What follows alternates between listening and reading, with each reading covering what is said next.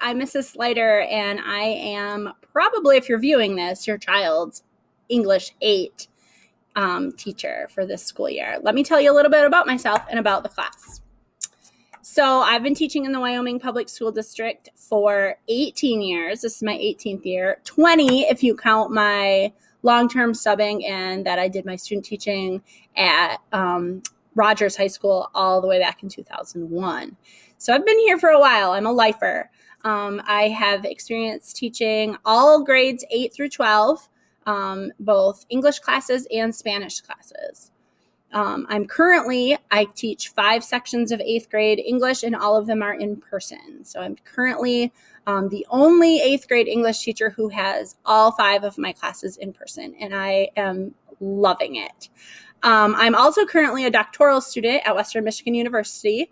I'm earning my PhD towards English education. I also have my master's degree in English education, also from Western.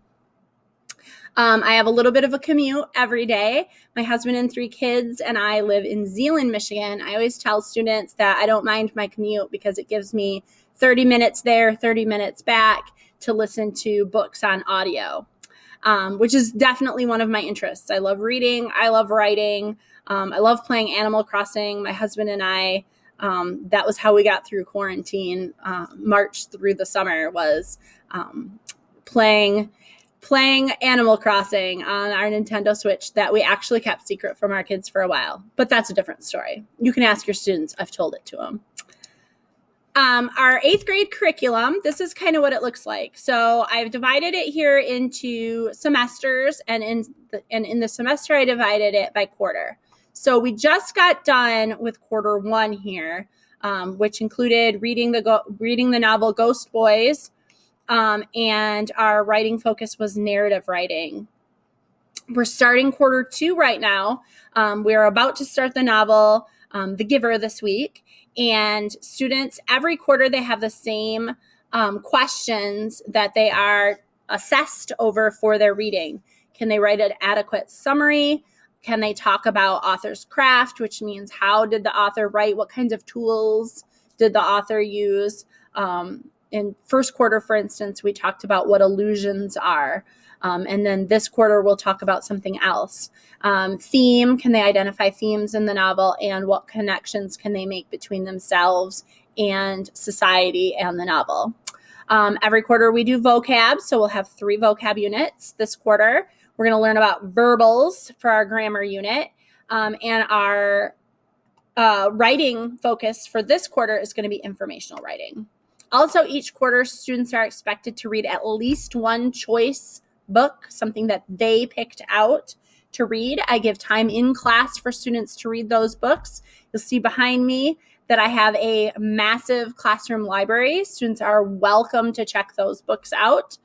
There are ways for them to check books out of our school media center as well. I've shown them, and they have access to the websites and the Google form that they need to acquire those books if they would like to get one from the media center. But they're also welcome to hit up the Kent District Library over there near the intermediate building for books as well. And I also count books on audio and ebooks as choice reading too. So that's going to be first quarter. Second quarter, we will read the novel Long Way Down, and we'll do argumentative writing. And quarter 4, the very last quarter of the school year, let me move my little face here for you.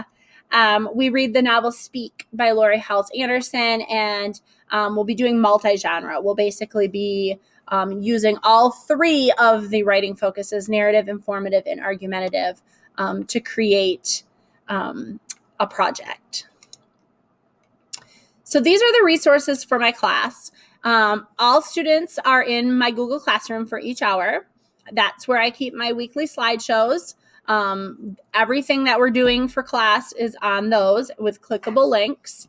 All of the assignments that we do that are not on paper are in Google Classroom. And sometimes I put them in Google Classroom, even if we complete them on paper. That way, if students are quarantined or just out for an appointment, they have access to the assignment, even though they weren't here. And I also put project requirements and other documents in Google Classroom. That's the best place for students to check if they are wondering what's going on in class. choice reading book. Like I said, they should be bringing it every day. I give them time always on Mondays, Wednesdays, and sometimes Fridays, 20 minutes to read in class. But if they finish their work or they find they have extra time, they can always get that choice book out and read. I suggest they also read at home, but I'm not requiring it. I'm not doing reading logs to check on that. But to get that book done, if my class time isn't enough, they're probably going to want to also be reading at home. And besides, you should ask them what they're reading, because most of them are choosing things that they really love, and they might want to share with you. They should also have their charged Chromebook every single day, or at least bring their cord with so that they can charge it. Most kids have been doing a great job with this, but I just want to remind everybody that we do use the Chromebooks often. There's the bell. And it's necessary for them to have them. Also, it's really good practice for in case we go virtual, they will be very used to doing all of the things that we do and using Google Classroom. I also ask students to have a notebook and something to write with every day. Even if we were to go virtual for whatever reason, I would still be asking them to write in their notebook. So having their notebook around and something to write with is also important. Grading and expectations. Move my face again. 60% of their grade is weighted as common assessments. Those are my tests, quizzes, and projects. And 40% is their homework and classwork. I don't really give much homework other than their choice book project. It's something to work on. And honestly, that counts as a common assessment. I don't give other than studying or reading or working on things that they don't get done in class. I don't assign other homework. This here says that we have social contracts for each hour that we all agreed to, that we have all signed. The contracts are hanging here in my room. Students can see them. If students are having issues with not following our social contract, I generally will ask them to meet with me and we will discuss that and we will try to restore that relationship so that we can all be successful in class. Lastly, if you have any questions, I'm available for phone calls or emails, usually during my prep hour, which is between 10:50 a.m. and 12:20 p.m. And that's where my lunch is as well, or after school from 2:30 to 3. You can call the office and they can connect you to me.